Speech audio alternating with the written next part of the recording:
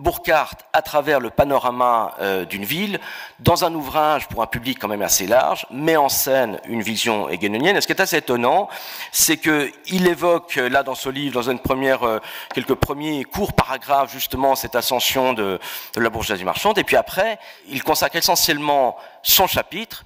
à des œuvres d'art, de peintres, de Sienne. Là aussi, alors une chose intéressante, que la particularité d'être esthétiquement du côté plutôt de Byzance, donc byzantinisant, et par opposition à Florence, qui elle était beaucoup plus novatrice et qui va donner vraiment ce qu'on appelle la Renaissance. Et là aussi, c'est intéressant, cette référence au fond à Sienne, parce que ça permet aussi à Burckhardt d'ancrer esthétiquement.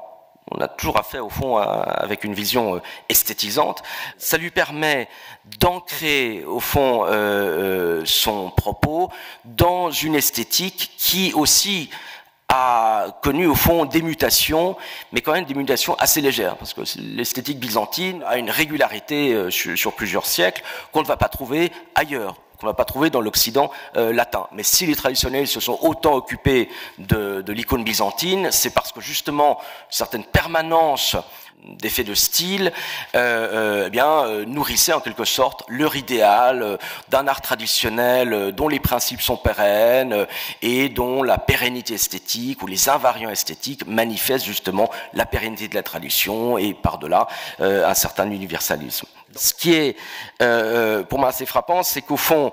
là, Burckhardt dit à la fois, présente au fond des cas historiques de villes historiques, mais pour tout de suite aller vers un certain idéalisme, pour tout de suite aussi montrer que ce que je vous montre là du passé, ça n'existe plus, et donc il fait essentiellement une lecture morale de l'histoire, mais qui me semble enfin déboucher sur un aspect assez essentiel de l'œuvre de Burckhardt, c'est que au fond il fait tout ça en vue d'une sorte de politique spirituelle. On ne peut plus revenir au passé, mais le passé, si on porte sur lui un regard herméneutique correct, permet de retrouver un certain nombre d'éléments structurants, esthétiques, symboliques, métaphysiques, qui permet au fond de se réaliser soi-même, c'est-à-dire au fond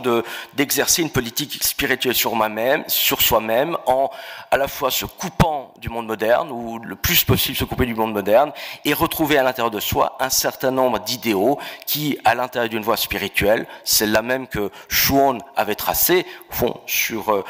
je dirais, un certain nombre de recommandations de Guénon relatives à l'initiation, et bien à l'intérieur de cette voie spirituelle, on peut d'une certaine manière retrouver, pour soi-même en tout cas, une sorte d'idéal